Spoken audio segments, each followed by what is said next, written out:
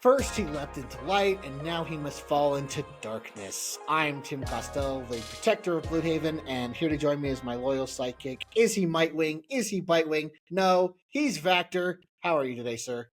I'm doing excellent, and maybe I am uh Bitewing. That is one of my favorite characters that was introduced in this run so far. Yeah. Maybe, but Tom Taylor and Bruno Redondo are cooking. Yeah. Yes, they are. Yes, they are. Yes, they are. So let's do this one last time. No, it's not Spider-Man. It's Nightwing. About 3 years ago, Tom Taylor and Bruno Redondo, like Vactor said, breathed life into the character of Nightwing. Now, Vactor, what is your history with Nightwing as a character? First of all, Dick Grayson was always there as Robin, the first Robin. Yeah. When he became Nightwing, I thought he looked kind of corny with his 70s like collar, big collar and the costume. Yeah. I was Yeah. never a big Nightwing fan. I did like Nightwing Year One. I did like that book, but it was Mhm. really Tom Taylor that got me to say, okay, he's one of my favorite characters. He's very similar to another one of my favorite characters, Daredevil, acrobatic, throws the sticks. So I like very good martial artist. A lot of the things in Daredevil I can see in Nightwing. He doesn't have the altered senses or enhanced senses, but he's still kind of a great character. And the positivity of Dick Grayson Uh-huh. bringing out the light in Batman, like bringing out the happiness. So I like Nightwing a lot because of Tom Taylor. Absolutely. I'm right with there with you. Tom Taylor really breathed life into this character for me. And I had heard about this book, the initial run. And I was like, okay, yeah, I'll get onto it. Like, yeah, maybe, because I wasn't reading a lot of comics at the time. Starting to, but getting back into it. And then you, Vector, told me, like, you need to read this book. You will love it. And you were not wrong. I also loved it. I was just like from the very first page, where Dick Grayson first meets, Shelton Lyle, who's heartless in this book. And yeah, like with you, it's just been fantastic. Every issue has been. I mean, there was a run there a little while ago that wasn't great, but I still enjoyed it. It was still pretty good. I mean, the writing was, even though the story that was being told wasn't up to par with what I would expect from Nightwing, but it was still good, and I still enjoyed it, um, and I still read each issue. Uh, so yeah, like Nightwing has been killing it in comics. It brought Nightwing, who, was kind of a B-list character up to this point. And, like people knew he existed. Like what you said, people knew he existed because he was the first Robin. Uh Dick Grayson being the first Robin. We see him in the movies as the first Robin. When people think of Robin, they usually think of Dick Grayson. And so um but yeah, Tom Taylor really turned that around for me, and really like put Nightwing in my top five characters. Because as you've said often, Vector, there's no such thing as a bad character, only bad writers. And so, yeah. But now that we've given our general thoughts, is there anything else you want to say about Nightwing before we get started on Fallen Grayson? No, I really enjoy the take on Nightwing that Taylor has provided, and it's kind of like you said, elevated him into a position with the Titans, where he's like the lead Mm-hmm. of the Titans. Yeah, DC even had him kind of with the now I'm blanking on the name of it. The last crisis that they had, Dark Crisis. where yeah, Dark Crisis, where the Justice League died. He was kind of the head, and DC's elevated him to a position now where he's kind of a leader. And also, Mm-hmm. very interesting, he's one of the few characters that they've allowed to age, whereas most Yeah, characters, if they're introduced as kids, they don't get a chance to become older. They've done it with a lot of the Teen Titans, where they are now the Titans instead of right. teen. Like Damien's Cyborg, been the same age forever. right, right. Since he was So introduced back when with Batman versus Robin, he's still that same age, and we'll talk about Damien a little later yeah, because he and because he that's was really good. Marvel and DC, both of them, they have a problem with allowing their characters to age and legacy and characters passing down the torch. But Dick Hmm. Grayson's been a great Nightwing, and I should actually point out, I forgot to say, with my history with the character, he was a great Batman with the Yes. Batman and Robin run that he had, where Damian was his Robin, and Hmm. the Black. And now I'm blanking on it, but he had a run with Scott Snyder and Jock that was one of my favorite of all time, and it was a mystery, and he was Batman solving the mystery, and you saw the differences between how Bruce handles a case versus how Dick handles a case. Oh, Exactly. Black Mirror just came to mind. Right. If anyone Right. has a chance, 100% recommend Black Mirror. Also, I also want to throw out there Kyle Higgins did a great run on the character as well. I mean, Ah, Nightwing has had some really good writers, not so, and some not so good writers as well. But but like I said, this Tom Taylor run has been like it's my top comic right now. We just talked about Ultimate Spider-Man, which you can find here on this Comic Cooks, and that's my second favorite. A Nightwing is my first favorite. I look forward to every issue every month. Um, with Fallen Grayson, I'm kind of in an interesting position because I'm anticipating each issue. Like I can't wait for the next issue. But every new issue we get closer to the end of the run. yes, So I'm like I want each issue, but I don't want each issue at the same right, time. So yep. So there's 5 uh, total in Fallen yes. Grace, and we're going to talk about 2 here today. Yes, and we're going to talk about this first issue of Fallen Grayson. Um, and Fallen Grayson is going to be the conclusion of Tom Taylor and Bruno Redondo's run on the character. How did you feel when you first found out that this run was going to be ending sooner rather than later? Well, I figured, eventually it was going to happen. Hmm. I just didn't think it was going to be this soon. Right? So it caught me off guard a little bit. But at the same time, I said, yeah, I think this is a good time to move on. Tom Taylor, very busy guy. He's always writing something new. So it was kind of bittersweet. I didn't want it to end, but also I think this is a good place. And also, I like that Heartless is kind of bookending it, and he's been there throughout Tom Taylor's run, Yeah. all throughout. So I like Yeah. that. I was my initial reaction was no, because I just barely got into it, and like in fact, when I was reading it, I was like, "Is this over? Like, is the run over?" And thankfully, it had not yet. But my first reaction was first sadness, but you know, all good things come to an end. And I like complete stories, and this definitely feels like a culmination story.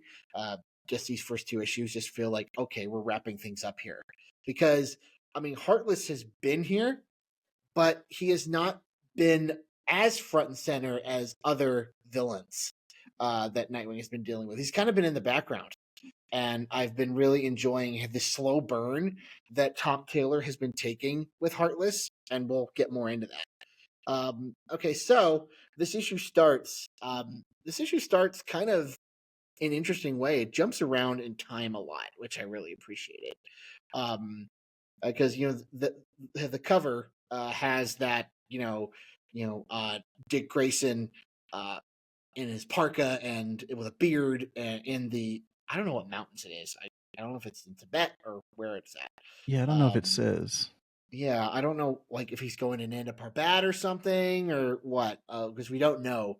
Um, and he's a lot of vague stuff. He's up there with with Haley, his dog.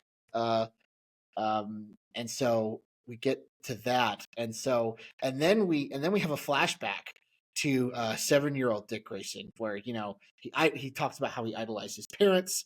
Uh, and how he idolized his parents and that he wanted to do what they did. And so then he fell, which, then we have our flash forward, and then we flash back again to 2 weeks ago. So now we know that this book is going to take place over the course of 2 weeks at least, uh, where we'll pick up with Dick Grayson. So how did you feel about these opening, you know, jumping around or flash sideways or flashbacks, flash forward kind of stuff? Yeah, I'm enjoying everything that they're doing with the storytelling in this. Hmm. Bruno Redondo's art does so much with the panels and that one shot where they have Dick Grayson looking up on the left-hand side of the panel and then falling on the right-hand side, and then everything in the middle is him climbing. All of those things are why I love Bruno Redondo. Like, he does things that, are not, just it's visually interesting, makes you think, and you just haven't seen that in a lot of, comic art that's coming out right now. But I really like I said, just the structure keeps you interested. You're going back and forth between all of these things, and you're like, "Wait a minute, what's going on? What's the status quo? Where are we at?" And each little story is giving you a piece. So we're getting the present basically 2 weeks ago, and then him as a little kid going back and forth between those. All of those are interesting, and you're wanting to know more, and Yeah. it's also filling you in on Dick Grayson, giving you more on him as a character on each one. And that's what I feel like this book has been doing, like in its entire run, because we've all always gotten these little flashbacks to young Dick Grayson. I mean, the Tom Taylor's run starts with Dick Grayson as a teenager. We got to see like his relationship with Alfred, as opposed to Bruce's relationship with Alfred, which has been fantastic. And yeah, I can't say enough nice things about this book. Um, we talked a little bit about And Heartless. also, How have you? Oh yeah, I go was gonna on. say over the course, that's Dick Grayson becomes a rich from Alfred. He gets Hmm. his savings and his financial. All of Yeah. those come from Alfred, so that's interesting. Yes. Yes. And so then, so we have Heartless here as the villain. Basically, he's got a Dark Knight Rise, Dick Grayson here, Yes. where like basically like bring him down. And so, how have you felt about Heartless in this book? Because he's kind of been in the background. He's not been like every time I think we're gonna get more Heartless, Tom Taylor dials back on Heartless, and because he's kind of been like silently pulling the strings. So how have you felt about Heartless in this book?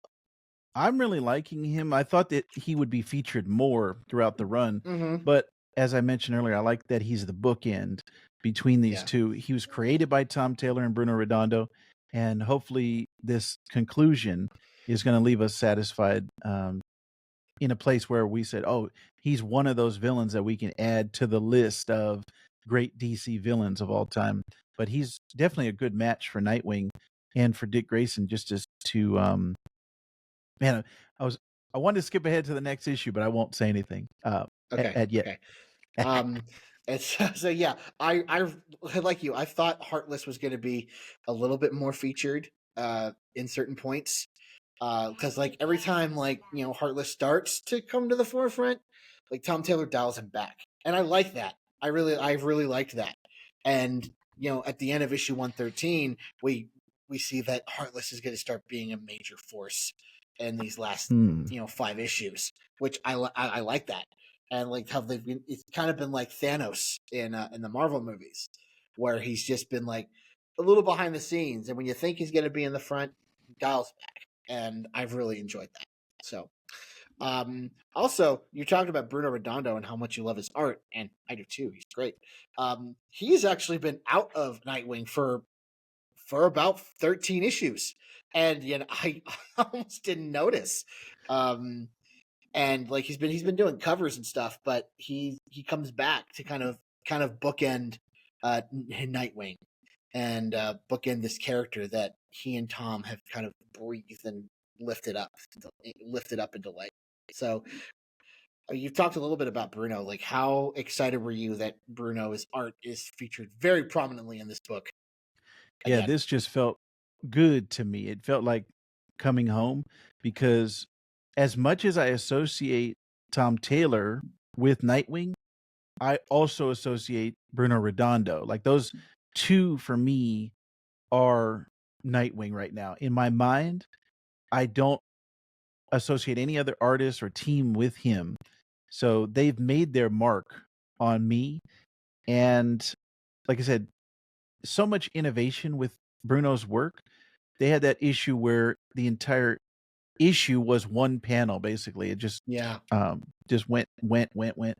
And his mind, the way his mind works is fascinating to me to think of, all right, how can I make this kinetic and make the action go from panel to panel? everything that he's done has been fantastic. So seeing him come back, like I said, it just felt like coming home again. It felt like this is right. This is the way it should be. Absolutely. Um, it definitely felt like that that way to me as well. And like just as Fallen Grayson is a culmination of the Nightwing character, the Nightwing book is itself a culmination for Tom Taylor and Bruno Redondo because they have been working together off and on for a long time. Like I think their first book might have been a Star Wars book actually. I believe so. Um, Yes. yeah, it was a Darth Maul like standalone series, and I read that a while ago after reading Nightwing, and it you could tell it was their first time working together, of artist versus writer, and and because like the writing felt Tom Taylor esque, but wasn't what I'd come to expect from not only Nightwing but Suicide Squad, Friendly Neighborhood Spider Man, and Injustice, and but but as they've teamed up more, they teamed up on Suicide Squad Bad Blood, which that definitely feels like a Taylor Redondo book. Another thing I love about the art, and at first I thought it was a Bruno choice, but then I saw that Tom Taylor does it in Titans as well. I love how like these characters will be wearing DC merch, like shirts and Yeah. pajamas, and I'm just like, that totally makes sense that they would do that. Like from a real world standpoint, it made sense that they would do that. And so I really love that aspect. And so seeing Bruno back was just great. I love how he does the action. And there's a really good panel in the next issue that we'll talk about.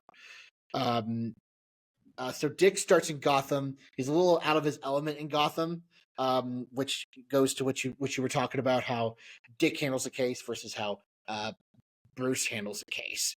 It should be interesting to note that Dick, for a few issues, has been afraid to leap since about 107. So, and that's been a trademark. His acrobatics has been a trademark, not just in this book, but also as a character, but also specifically in this book. Um, what did you think about Rucka Alley, Vactor? Didn't you love that? Oh yeah. Greg Rucka, he's not as active as he was when I was first getting into comics. He was Mm-hmm. like putting out so much stuff, and I was loving everything that he was doing, including Gotham Central, which is one of my favorite books of all time. Highly recommend. Greg Rucka was a fantastic force on that one. But yeah, that I always love seeing those homages to the Mm-hmm. creators of the Yeah. past. So yeah, that was fantastic. Yeah, and we get to where there's this benefit dinner where in Alfred's memory, and Bruce has a really good speech. And one thing I love about this book is not only is the action great and it's bringing Nightwing to the forefront, but the entire Bat family. Like Tom Taylor not only gets Nightwing, but he gets his relationship with Barbara, with Bruce. One of my favorite panels in the entire book was when Nightwing hugs Batman and says, "Thanks, Dad." Um, Yes. and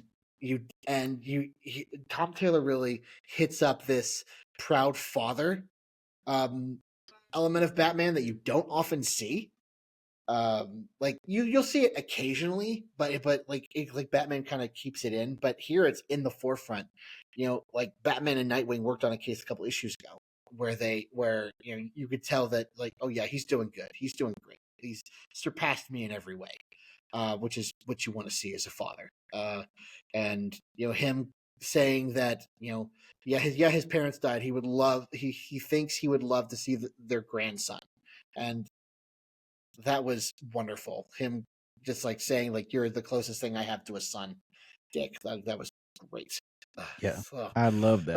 Ugh. Seeing some of the Bat family in this issue, like, how did you feel Tom Taylor handled those characters? Yeah, I always love his Barbara Gordon, and Mm-hmm. the Damien interaction I sent to you. I said that Yes. was like one of my standouts for this issue was the first of all, the very first image of him that we see is him adjusting his bow tie because he's uncomfortable in the suit. And I was like, yes, this is one of the reasons I love Damien as a character is just his attitude, his spunkiness, and Mm-hmm. that just in that one panel, in that one shot, Bruno was able to capture everything about Damien that I love. Like, Yeah. my wife, I introduced my wife to Damien. She had never seen him before, and her first impression of him was like, he's a little brat, he's a little jerk, and I was like, yeah, Uh-huh. that's Damien. Yeah. Yeah, that's Uh, Damien for you. so yeah, I And love the so way he's doing the Bat family, yeah. And so there's an attack including on the Bruce. party. Yes, definitely Bruce.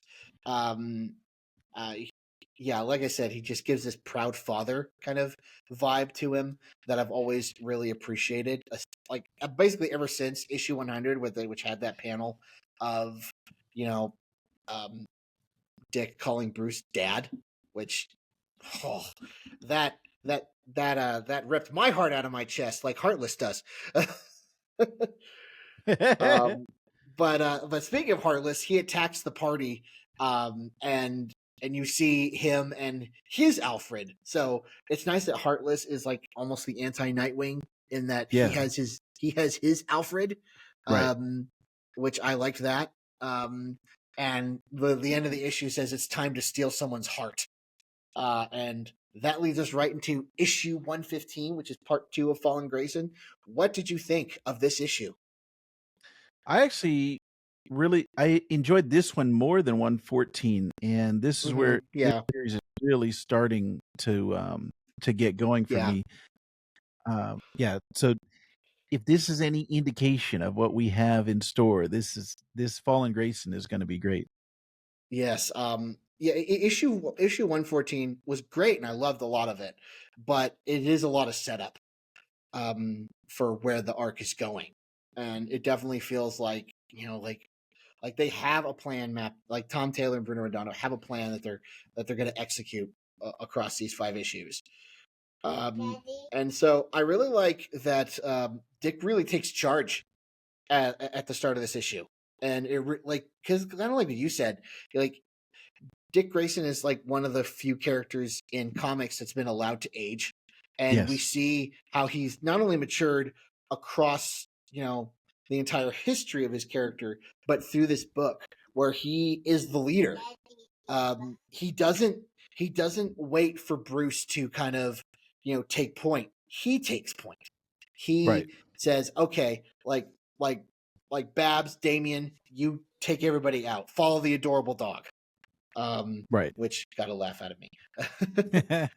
um, and so and he's really like evolved into a leader, not just of the Titans, but of the Bat family and specifically his Bloodhaven family.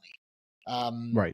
yeah, it's like so. What did you think of Dick taking charge here at the beginning of this issue? He's stepping up as a leader in not only in the Titans, but in the Bat family itself. Like it feels that's something that I didn't mention before. With this book, it feels like he's on par with Bruce as far as a leader because Mm-hmm. when you read the Batman books, Batman is the clear leader.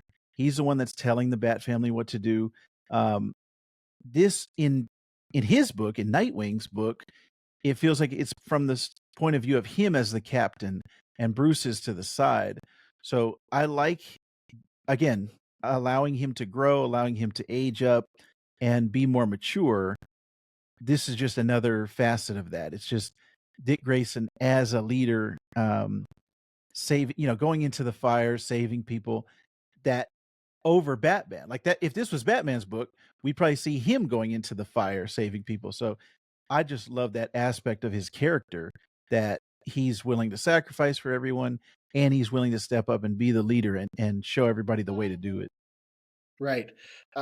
Yeah, and seeing Dick Grayson kind of take that leadership role while he's still in a tuxedo, in a suit, and and I like there was some art where Damien was happy to take off his tie, um, which was wonderful.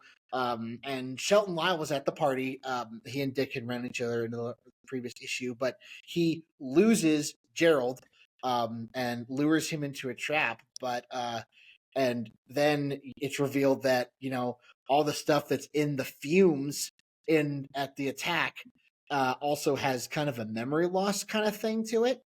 What did you think of this memory loss kind of thing, where he wasn't going to remember that Shelton was heartless, and that he was going to stick it to Dick?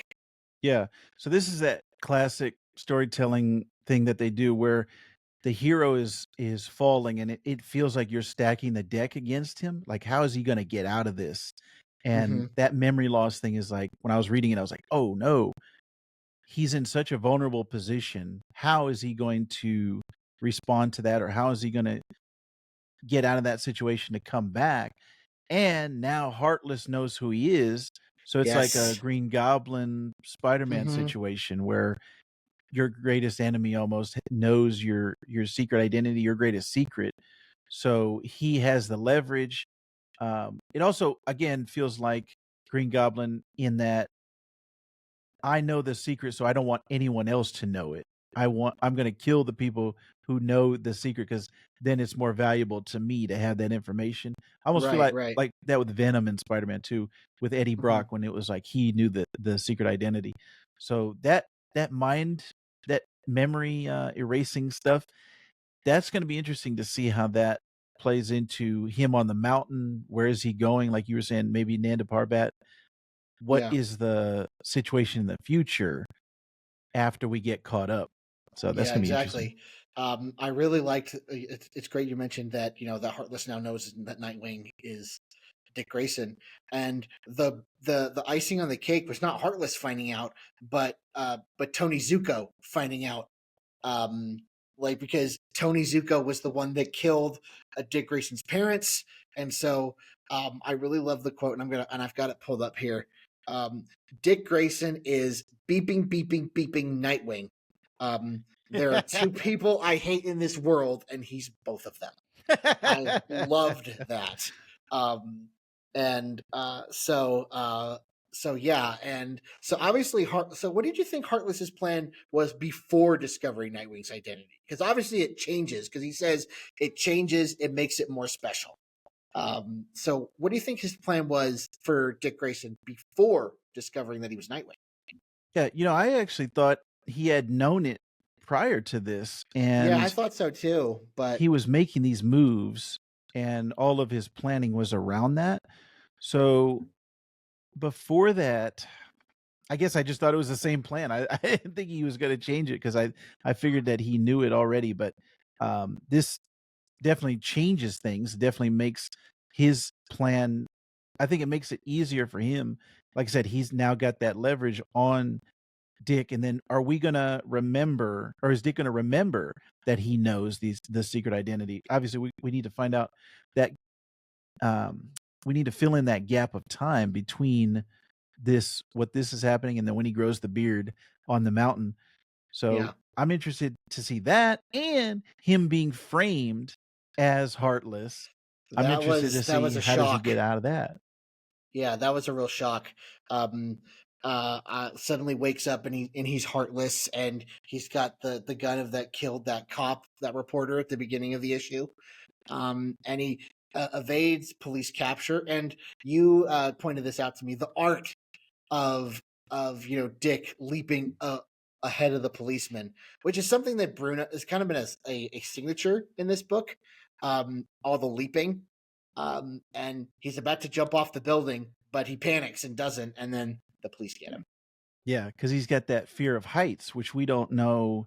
Like, how's he gonna Yeah, get over that? How's he gonna play into that? But yeah, 100%. Like I was saying, I love acrobatic characters, and it plays into Captain America, Daredevil, Spider-Man, hmm, anyone that's flipping over people, Robin. I've always loved that, even as a kid. So that art yeah. was fantastic. Yeah, yeah, and he just can't quite leap into light yet, as he has been this book.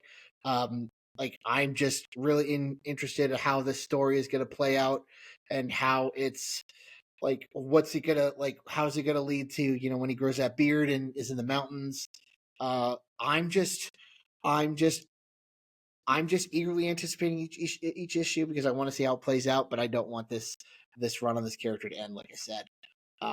Awesome issues. It's going to be a bittersweet run. I'm excited. Vactor, did you have any final thoughts on these issues? Yeah, just I'm really excited to see this and having Bruno there. I'm pretty sure he's going to be there the entire time, all 5 issues. Hmm. Yeah. So this is just going to be a great collection once we get it in trade paperback or hardcover. Once we And get an these first, omnibus, I can't wait for an oh omnibus man, yeah, that's going to be of this great too. series. Yes, Yeah, because this it's is it's it's the right amount because it's 40 issues. So yeah, this is going yeah, to be great. So I'm very much on board with this Fallen Grayson. Obviously, the ending of the Bruno and Tom run, I have to be there. So I'm interested to see where it ends yeah. up. Yeah, it's gonna be great. These issues were fantastic, and that concludes our thoughts on the first issues of Nightwing Fallen Grayson. We will be covering month to month the next 3 issues before this run, this arc, and this run, and this part of the series ends in September. But that'll be it. Vactor, where can people find you online? If you're watching this episode right now, you're already tuned into This Comic Cooks, but I also talk Star Wars with Super Tim a lot of the time over at Trust in the Force. And I also have another channel called Vactorverse, which at the beginning was a combination of the comic books and the Star Wars, but now I've kind of branched them off. So I've got 3 different channels you can check It's a all of the multiversal content. tree. It's a Yeah, Vectorverse tree. all of the things over at YouTube or my link tree, which I will link in the description below. Yes, you can find me on This Comic Cooks, Trust in the Force, all those places where Vector is. I'm the Nightwing to his Batman. Uh, but you can also find me on Substack on timwritetoday.substack.com, where I'm talking about writing. And I actually mentioned Nightwing is my favorite book that I read, one of my favorite books that I read last year in my top 10 of 2023. So you can find that there. And that's at timwritetoday.substack.com. But I think it's safe to say, Vactor, that Nightwing Fallen Grayson is cooking. It is cooking hot, and as it always has. And Bruno Redondo and Tom Taylor are going to deliver a fine meal when it's done cooking.